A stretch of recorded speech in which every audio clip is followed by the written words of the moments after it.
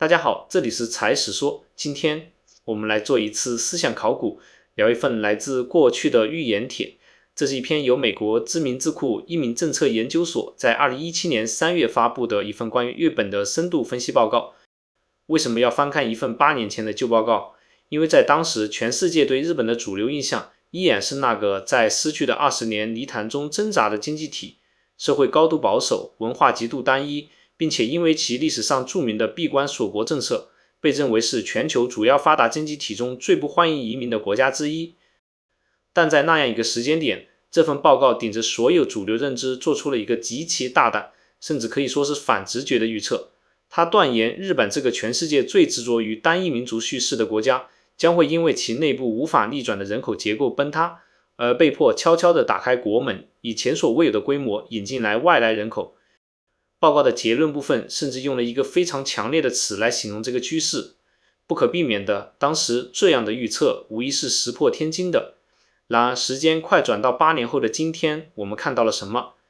我们看到了日本股市冲破了尘封3-4年的历史高点，我们看到了日本央行历史性的退出了负利率政策，我们还看到了2024年的春斗薪资谈判为日本劳动者带来了30多年来最大幅度的工资增长。这一切和那份预言帖里提到的移民到底有没有关系？今天我们就来当一次历史的验证者，以这份2017年的报告为蓝本，深入挖掘他当年的论据，再用今天最新的数据来检验他的预言到底有多精准，并最终探讨一个核心问题：日本是不是真的靠开门续命才迎来了今天的破局？要理解这份报告的前瞻性，我们必须先沉浸到2017年的时空背景中，看看作者到底看到了什么，才敢做出如此大胆的判断。报告的核心逻辑建立在3个层层递进的观察之上，一个无法回避的深刻危机，一套口嫌体正直的应对策略，以及一个必然到来的未来。首先，报告揭示了一个已经迫在眉睫的深刻危机——人口结构的末日时钟。报告开篇就指出，日本是世界上老龄化最快的社会之一。2017年时，65岁以上的人口已经超过了总人口的1/4。这个数字背后是多重因素的叠加，极低的出生率冠绝全球的人均寿命，以及战后婴儿潮一代正在快速进入退休年龄。这会带来什么后果？报告清晰地描绘了这幅经济图景：一、劳动力断崖式下跌，自身养老金体系、创造税收、维持生产力的年轻劳动人口正在迅速萎缩；二、社会保障体系濒临破产，养老金现收现付的模式，在领钱的人越来越多，交钱的人越来越少的情况下，正面临着偿付能力危机。三、经济生产力全面下滑，劳动力短缺直接导致了税收基础的侵蚀和整体生产力的下降。这对于一个刚刚才从失去的20年中缓过一口气的经济体来说，无异于雪上加霜。可以说，日本社会就像一个沙漏，上层代表需要抚养的老年人口越来越多，而下层代表支撑社会运转的年轻劳动力正在加速流失。其次，报告敏锐地洞察到，面对危机，日本政府采取了一套口嫌体正直的应对策略。这是这份报告最精彩的部分。他指出，尽管日本社会和政界对移民这个词极度反感，公众舆论也普遍不支持大规模移民，但日本政府从90年代开始就一直在偷偷摸摸的小规模的打开各种侧门，引进外国劳动力，但始终拒绝将其称之为移民政策。我们来看报告里的这张图，这是截止到2016年的历史数据。你看，外国人占日本总人口的比例，从1970年到1985年几乎是一条水平线，常年低于 0.6%， 但从90年代开始，这条曲线开始抬头，进入21世纪后斜率变得更陡，到2016年已经达到了 1.8%。 虽然 1.8% 这个绝对值跟动辄 10% 以上的欧美国家比起来简直不值一提，但报告指出了关键，它的人数已经从1990年的不到90万增长到了2016年的230万，翻了 1.6 倍。这清晰地表明，日本的国门早就在悄悄地打开了。那么既然不能开大门，这些劳动力是从哪里来的呢？这份2017年的报告精准地描绘了当时日本政府开设的3个主要的侧门。第一个侧门是日系后裔。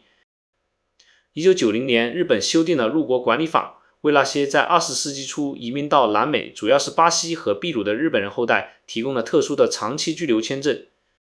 这在当时被认为是一种折中方案，因为他们有日本血统，可以在一定程度上缓解文化冲击的担忧。这批人迅速涌入，在2007年达到了约 37.5 万人的峰值，成为了日本制造业不可或缺的力量。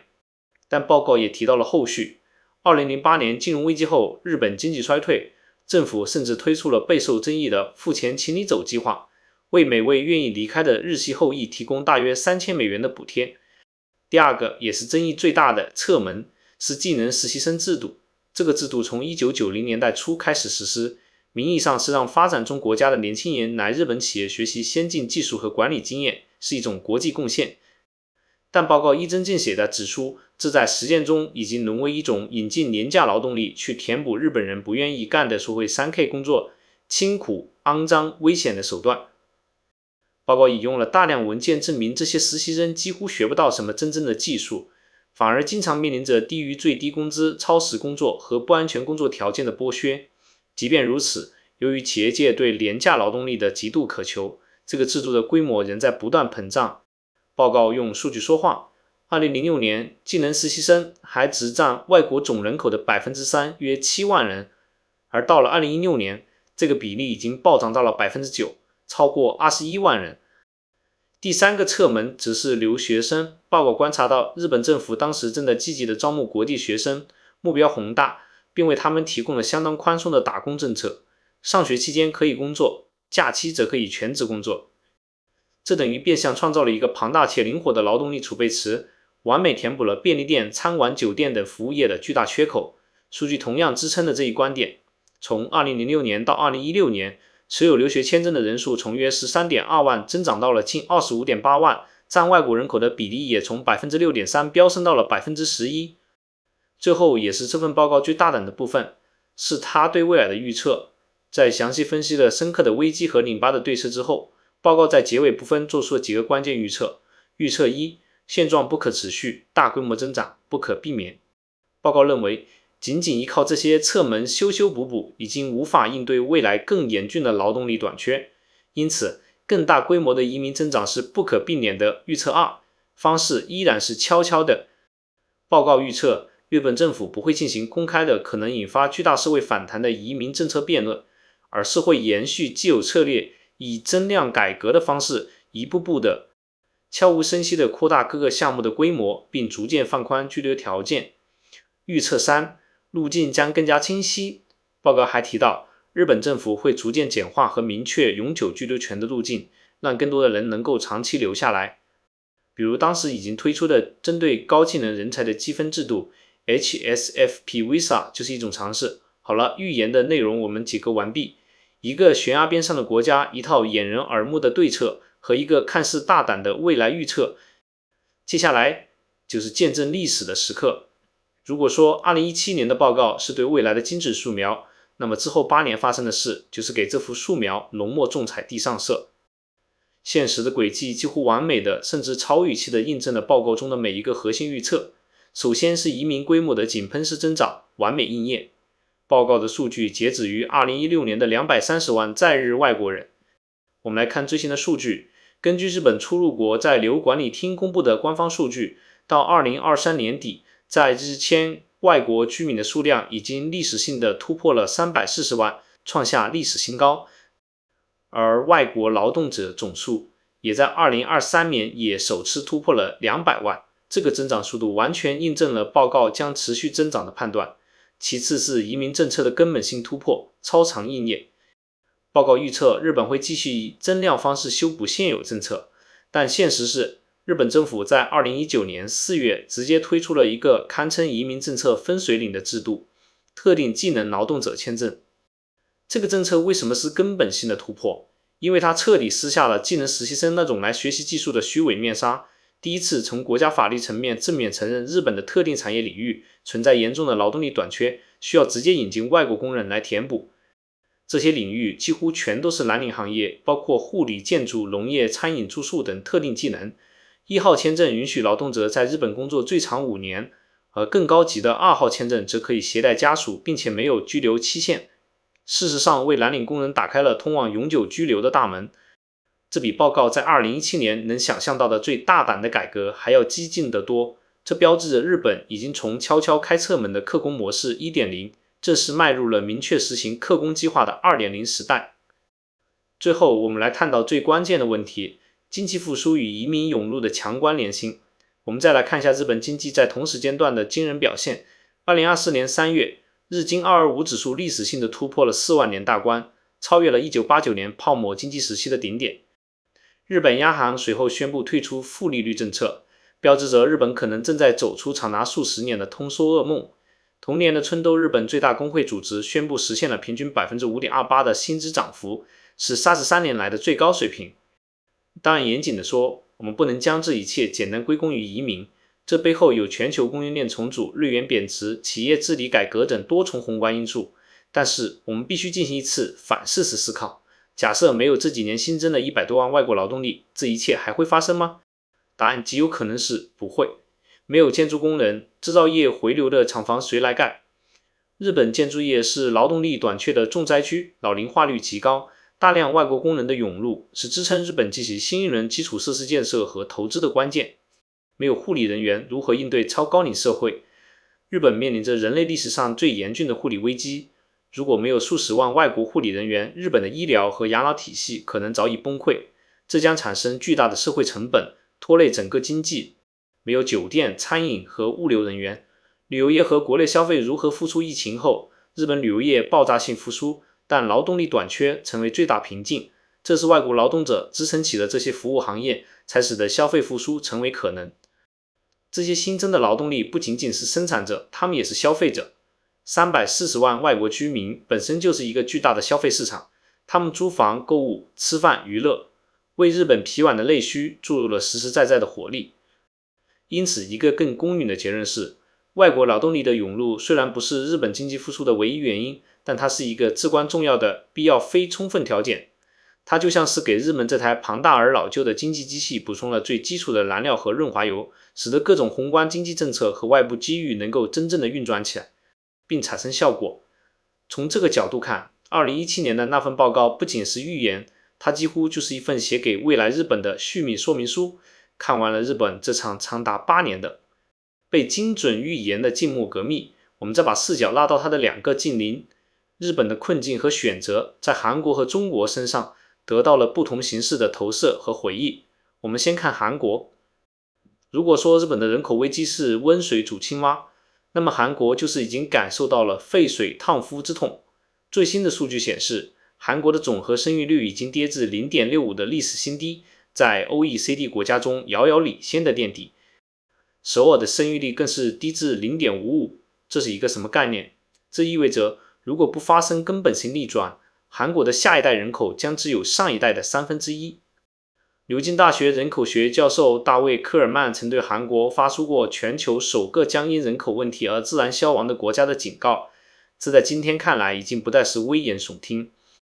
在这种国家消亡级别的危机感驱动下，韩国政府的应对呈现出一种 all in 全下式的豪赌姿态，特别是体现在生育补贴上，其力度之大堪称全球罕见。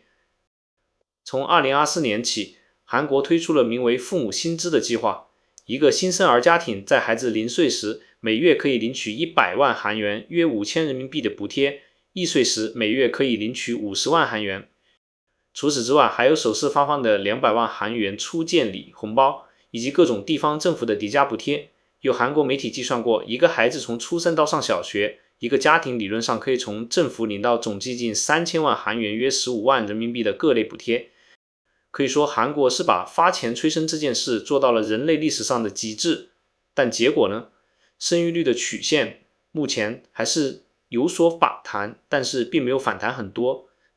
这背后反映出东亚社会一个更深层次的困境，生育决策早已经不是一个单纯的经济账，压在韩国年轻人身上的是3座无法靠补贴搬走的大山。1.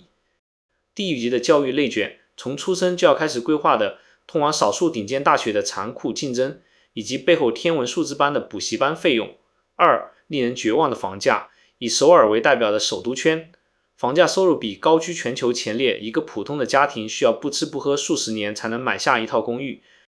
3. 根深蒂固的性别不平等，韩国女性在生育后往往面临着职业生涯的严重中断和预惩罚，这使得许多高知女性在事业和生育之间被迫做出残酷的选择。在这些结构性问题面前，政府发放的补贴更像是杯水车薪的安慰剂，而非改变决策的驱动力。在发钱催生效果不彰的同时，韩国的政治光谱也因此产生了剧烈变动。以前任总统尹锡悦为代表的保守派政府，一方面延续并加码了现金补贴，另一方面也试图从加强家庭价值观、减轻企业税负等方向寻找出路。而以共同民主党为代表的进步派则提出了更激进的方案，比如主张由国家承担更多的育责任，提供更普惠的公共托育服务，甚至效仿法国模式，为非婚生育提供与婚内生育完全平等的权利和福利保障。同时，进步派阵营对于更开放的移民政策，尤其是高技能人才移民，也持有更积极的态度，认为这是短期内对冲劳动力短缺最有效的手段。但无论左右如何博弈，一个残酷的现实是，韩国社会对于大规模移民的接纳度依然很低，社会排外情绪强烈。其雇佣许可制 EPS 虽然引进了大量外籍劳工，但也伴随着层出不穷的劳工权益纠纷和社会融入难题。因此，韩国的困境在于它几乎同时踩下了发钱催生和引进外劳两个油门，但车子前行的方向却依然被高房价、教育内卷和僵化的社会文化这三个巨大的锚给死死的拴住。这种极限挣扎使其成为了观察东亚社会现代化转型阵痛最激烈也最深刻的样本。好了，聊完了日本的悄悄革命和韩国的极限挣扎，我们必须把目光投向中国。中国的人口问题，其复杂性和艰巨性可以说超越了前两者的总和。它既有日韩未富先老的共性问题，更有其自身独一无二的结构性矛盾。这个最核心的矛盾就是我们反复强调的规模。我们再把那道数学题算一遍，日本总人口 1.2 亿，引入340万外国人，占比约 2.8%。中国14亿人口，要达到同样比例，需要引入近4000万。4000万是什么概念？这是阿根廷的总人口，是波兰的总人口，是北京市加上海市常住人口的总和。在政治、社会、文化乃至国家安全的层面上，这都是一个绝对无法想象和操作的场景。因此，这就从根本上决定了中国的这场人口危机战役注定是一场无法依赖外部援军的本土决战。它的药方只能向内寻找，而且每一味药都极其艰难。中国的应对同样可以看作是在两条战线上并行作战。第一条战线，努力减负，催生面对持续走低的生育率。中国的应对策略更多的体现在为家庭减负上，而非单纯的现金刺激。在国家层面，推出了例如3岁以下婴幼儿照护的个税、专项附加扣除等普惠性支持政策，从税收上为育家庭提供一些支持。更重要的举措是在教育这个最大的痛点上。今年全国已经开始试点幼儿园大班免费，并逐步探索将免费学前教育的范围扩大。这个思路是试图通过降低教育这个最沉重的抚养成本，来间接提升家庭的生育意愿。但即便如此，这些措施与巨大的养育成本相比，民众普遍感觉力度仍然有限。因此，中国的催生战线是一场需要多兵种协同的立体战争，光靠减负恐怕远远不够。同时，中国特有的996工作制目前也应该是政府所需要考虑的。生完孩子没时间照顾，怎么可能呢？中国虽然在顶层设计上是非移民国家，但这并不意味着中国社会内部没有准移民的现象。而谈到事实上的准移民问题，中国其实有一个非常独特且复杂的样本，那就是广州的非裔社群。广州，特别是其越秀区的小北三元里一带，在21世纪初，因为其发达的小商品贸易和宽松的商业环境，自发地聚集了大量来自非洲国家的商人、创业者和劳工。他们被称为新广州人，一度形成了一个充满活力的跨国社群。在鼎盛时期，据估算有数万甚至更多非洲人在此经商和生活。但这个案例恰恰从3个层面深刻地揭示了中国在面对移民问题时的复杂性和两难处境。首先，性质不同，与日本政府主导的以补充劳动力为目的的特定技能客工计划完全不同。广州的非裔社群是一个自下而上形成的，以商贸和创业为核心的群体。他们不是被引进的劳工，而是被吸引来的生意人，其次管理的困境。这个群体长期处于一种法律和身份上的灰色地带。他们的签证类型复杂，以短期商务旅游签证为主，稳定性极差。长期居留非常困难，这导致他们难以像日本的外国劳工一样获得稳定的社会保障和公共服务，也使得社会管理面临巨大挑战。最后，也是最关键的社会融入的巨大张力，广州的非裔社群一方面为当地的出口贸易和城市多元化做出了贡献，另一方面也因为文化、语言、生活习惯的差异与本地社区产生过不少摩擦和误解，甚至引发过社会舆论的激烈辩论。而这种社会融入的张力在中国并非是一个新鲜事物，甚至不需要引入跨国这个变量。我们不妨回想一下改革开放之后那场波澜壮阔的国内移民潮，当大量的内地民众涌入沿海发达城市，比如上海、北京，尤其是广州时发生了什么？即便是同文同种的中国人，仅仅因为地域和方言的不同，就产生了剧烈的文化冲突和利益冲突。当时的广州本地居民对于大量涌入的外地人普遍存在一种排斥心理，甚至出现了像北佬、北姑这样带有歧视色彩的称呼。这背后既有对外地人生活习惯不适应的文化冲突，更有对外地人挤占了本地就业岗位、教育资源、社会福利的利益冲突。这就引出了一个极其尖锐的问题：如果连省际之间、城市之间的内部人口迁移都会催生出如此现实的矛盾和歧视，那么当需要面对的是肤色、语言、宗教文化习惯差异都更为巨大的跨国移民时，社会需要付出多大的成本才能实现哪怕是最低程度的和谐融入呢？比如我们现在叫别人黑鬼，叫日本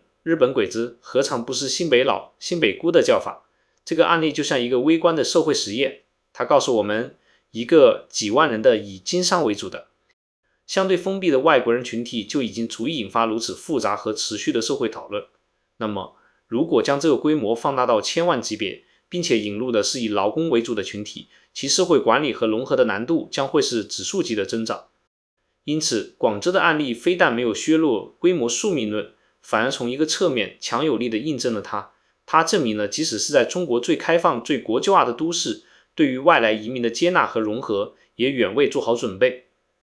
这也反过来更加凸显了中国只能向内求解的必然性。因此，中国的药方是一个极其艰难的组合拳：一、生育支持，继续探索成本更低、覆盖面更广的普惠性育支持体系；二、技术对冲，即用人工智能、机器人、自动化的发展来对冲劳动年龄、人口数量的下降，这也是心智生产力这一概念背后最深刻的现实驱动力之一。三、制度改革，即通过改革更高效地利用存量人力资源，这包括逐步放开户籍制度，促进国内劳动力的自由流动，以及不可避免的必然会引发巨大社会讨论的延迟退休政策。四、提升人力资本，通过教育和职业培训提升单个劳动者的生产效率，用质量来弥补数量的不足。回到我们开头的这份2017年的预言帖，它之所以神准，并非作者有水晶球，而是它抓住了现代社会运行的根本逻辑。在不可逆转的人口规律面前，一切文化上的保守和政治上的犹豫，最终都必须向经济的现实需求低头。这段跨越8年的观察，为我们揭示了东亚三国在应对共同危机时选择的3条截然不同的艰难路径。日本的路径是实用主义的悄悄革命，他像一个经验丰富的老船长，面对必然到来的风暴，不空喊口号，而是提前悄悄地修补船帆，加固船体。他没有进行任何价值观上的大辩论，而是以一种解决问题的务实态度，在沉默中一步步地把自己从一个执着于单一性的国家改造为一个事实上的懂得如何利用外部力量的多元社会。这场悄无声息的变革很可能是其近期经济出现转机的最容易被忽视的关键 X 因素。韩国的路径是危机驱动的极限挣扎，更深重的人口危机使其失去了日本那样的战略缓冲期。他像一个溺水者，病急乱投医，把发钱催生、引进外劳等所有能想到的方法都用上，但似乎仍未触及病根。他的精密展现了一个国家在面临生存危机时所可能迸发出的巨大政策动能，以及随之而来的巨大社会撕裂感。中国的路径则是规模决定的内部长征，庞大的人口基数既是其过去发展的巨大红利，也在此刻成为了一个巨大的约束，使其无法复制任何外部经验。它只能也必须开启一场深刻的内部变革长征，同时在催生减负和内部挖潜2条战线上作战，其难度和挑战是前所未有的。那么最后的问题来了，你认为日本这种务实但又始终不愿在口头上彻底承认移民国家身份的策略，是东亚社会在保留自身文化传统的同时，应对老龄化危机最聪明的解法吗？对于在发钱和开门之间极限拉扯的韩国，它的真正出路又在哪里？而对于无法使用任何外挂的中国来说，在催生补贴技术突破、户籍改革、延迟退休这几味类服猛药中，哪一个才是那最关键的药引子？欢迎在评论区留下你的思考。好了，今天的才实说就到这里。如果你觉得我说的还有点意思，别忘了点赞、订阅，还有打开旁边的小铃铛。你的支持是我更新下去的最大动力。我们下期再见。